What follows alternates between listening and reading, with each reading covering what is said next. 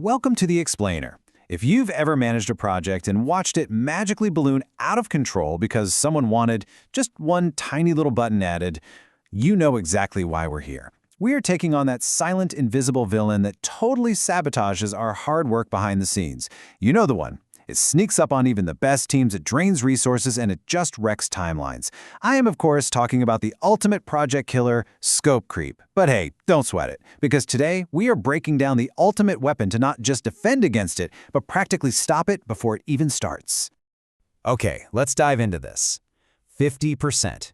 According to the Project Management Institute's Pulse of the Profession study, a staggering 50% of all projects experience scope creep, literally half of them. So on any given day, there is a coin-toss chance that the work you are doing is being quietly redefined or expanded. And, let's be real, the budget and the timeline definitely aren't expanding with it. This right here is exactly what leads to blown budgets, missed deadlines, and totally burned-out teams. So that brings us to the absolute million-dollar question. How do we actually stop it? How do we build a fortress around our work to make sure we deliver exactly what we promised and actively block that endless strip of, hey, can you just, requests from ruining our timeline? Well, to answer that, we've got a really structured playbook for you today. We'll start with number 1, the threat of scope creep. 2, enter the project charter. 3, setting the boundaries. 4, the power to say no. And finally, number 5, agile and scope creep. Let's jump right in. Section 1. The threat of scope creep. We really need to wrap our heads around this villain before we can shut it down. So scope creep essentially happens when a project scope gets redefined or expanded after initiation. And honestly, it usually sounds pretty harmless at first, right? Maybe a stakeholder asks for a tiny tweak, or a client needs a super quick favor. But without formal boundaries, those tiny little additions totally snowball. Before you know it, your original boundaries are completely out the window, your timeline is shot, and you are staring down some serious budgetary problems. It's just pure chaos. And the root cause of this chaos? It's almost always the exact same thing. Project management expert Maribeth Imperato really hits the nail on the head here. She points out that in more than 25 years of helping fix projects that have completely gone off the rails, the single common denominator is having no project charter. Honestly, skipping that foundational paperwork just because you want to rush into the actual work, that is hands down the absolute fastest way to derail your whole project. Which brings us to Section 2. Enter the project charter.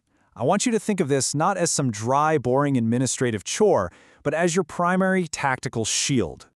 So what is it exactly? Well, a project charter is a formal document issued by the project sponsor that officially authorizes the project even exists. But most importantly, it gives you, the project manager, the actual authority to apply organizational resources like budget and staff to hit your objectives. Notice what I didn't say. It is not a detailed task-by-task project plan. Nope. It's a high-level baseline agreement. By locking in this authorization early on, you are literally laying the groundwork to stop scope creep before it can even breathe. Now, what's really interesting about this chronological breakdown is seeing exactly where the charter fits in. People mix these up all the time. You've got the business case, which happens way before initiation, just to justify the financial investment. Then way on the other end, you have the project plan, which happens after the charter to detail the actual day-to-day execution. The project charter sits right smack in the middle, during initiation. It totally protects the project by getting everyone fully aligned on the high-level goals and boundaries long before any real detailed planning or heavy spending even begins. All right, Section 3, setting the boundaries. How do we actually build this charter to keep villainous scope creep locked out? The best prevention starts with drawing a really sharp line in the sand. You absolutely have to define what is in scope, the specific deliverables and those measurable objectives. But, and this is crucial, you must define what is out of scope. Explicitly calling out what your project will not cover is the easiest, most rock-solid way to mathematically stop stakeholders from adding random, unauthorized requests mid-flight.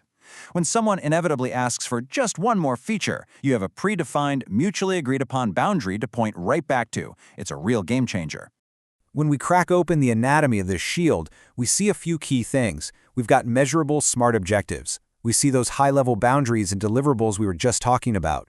We establish assumptions and constraints right out of the gate, so there is zero surprises later. We document high-level risks, and we lock down the pre-approved financial resources. And finally, we set project exit and success criteria. Look, every single one of these points acts as a literal barrier. If a new request doesn't align with these pre-approved rules, it simply doesn't get in. That is the actual, mechanical way you prevent scope bloat. Moving on to Section 4, the power to say no. This is arguably the absolute most critical function of the Charter when we're talking about prevention. Here is a pretty profound realization for you. Without a signed charter, a project manager has absolutely no inherent authority to spend organizational capital or direct staff. Let that sink in for a second, especially if you're in a matrix organization where resources are heavily shared across departments. The executive sponsor's signature on that charter, that is your magic key. It provides the legal, structural project authority that empowers you to reject unauthorized changes and actually negotiate with functional managers. Without it, you truly, legally cannot say no to scope creep. And because you have that inherent authority, the Charter actually acts as the ultimate fail-safe for an organization's capital. Think about it. If the whole process of drafting the Charter reveals that an initiative isn't actually aligned with your strategic goals, you can just halt it right then and there. Stopping a doomed or unviable project at the Charter stage is a massive, massive victory. Why? Because pulling the plug right there prevents major capital expenditure and saves literally 100% of that bad project's remaining budget and schedule. Section 5, Agile and Scope Creep. There is this super common misconception floating around that Agile methodologies are so flexible that they don't even need project charters. And this comparison brilliantly illustrates why that's just not true. Yes, traditional and Agile charters do look different. A traditional charter is a static baseline, right? It's got rigid boundaries and really formal change control. An Agile charter, on the other hand, is a living guide. It focuses on iterative value and empowers the team to self-organize.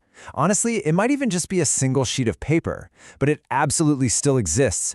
Agile still desperately requires those vital foundational guardrails, like a shared vision, success criteria, and identified risks, just to ensure the team is actually working toward a common protected purpose. Agile projects leverage the lean startup model. Basically, the team develops a hypothesis, they test it, and then they decide to stop, pivot, or persevere based on what they actively learn. Now, I want to be super clear about this. Pivoting to a more valuable direction based on validated learning is a highly strategic, deliberate decision. It is completely different from uncontrolled scope creep, where random changes are just piled on without any strategic alignment or adjustments to the budget. But hey, what if you are currently stuck in a project that is already suffering from scope creep because, well, maybe you skipped the initiation phase? So the crucial point is, how do we execute a rapid turnaround? First, stop what you're doing and draft a simple, one-page project charter right now to get everyone realigned on a single source of truth. Second, establish 15-minute weekly check-ins to unblock your team. And third, create a super simple risk register listing the top 5 threats and exactly how you'll mitigate them. Trust me, it is never too late to put your shield up.